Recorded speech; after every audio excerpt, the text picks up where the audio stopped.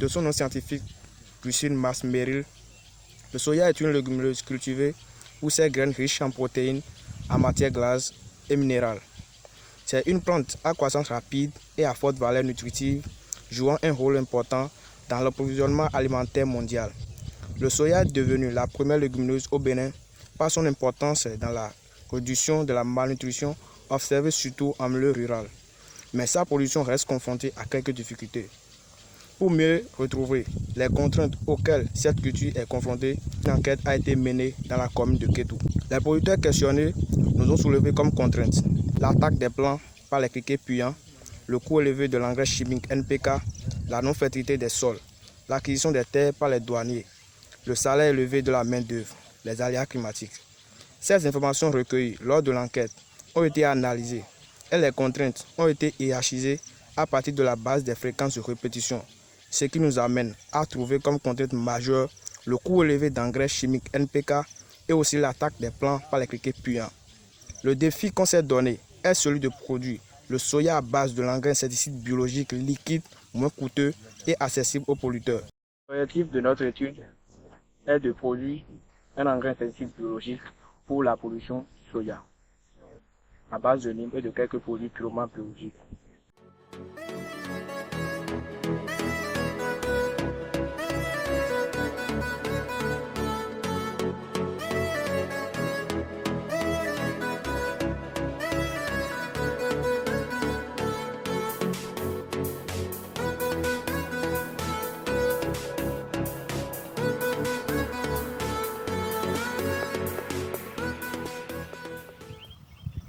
On est déjà sur notre site d'expérimentation sur le soya.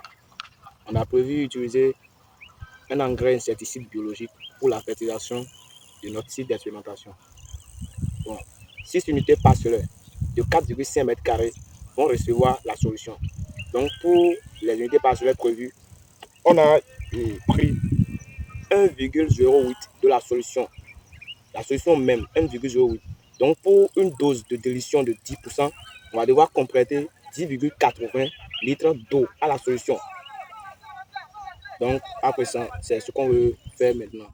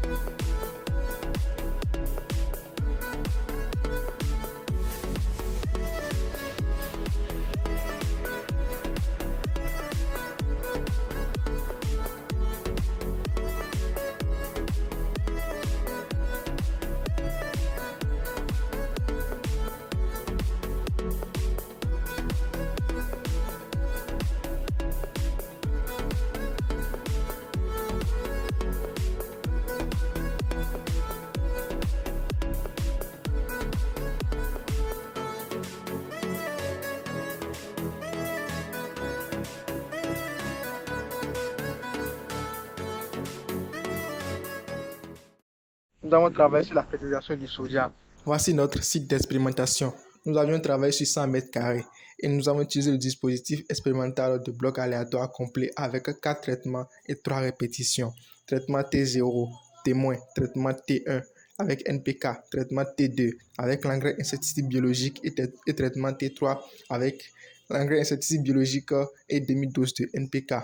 La hauteur des plants, le diamètre collé et le nombre de plants attaqués étaient les paramètres mesurés. Les résultats de l'expérimentation ont prouvé que la combinaison de 400 litres à l'hectare de l'engrais insecticide biologique et de 50 kg à l'hectare d'NPK a eu plus d'effet que l'engrais insecticide biologique uniquement et l'NPK uniquement au niveau de la croissance des plantes avec des moyennes de 45 feuilles, 59,20 cm et 0,64 cm respectivement pour le nombre de feuilles, la hauteur des plants et le diamètre collé.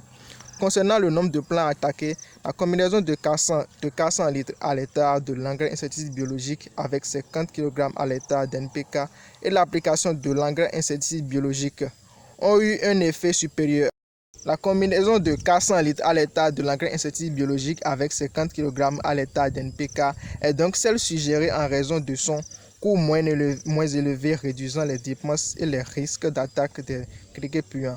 En conclusion, à la fin de l'expérimentation, le traitement T3, l'engrais insecticide biologique plus 1 gramme par bouquet de NPK a donné de bonnes performances sur les paramètres de croissance mesurés que les autres traitements.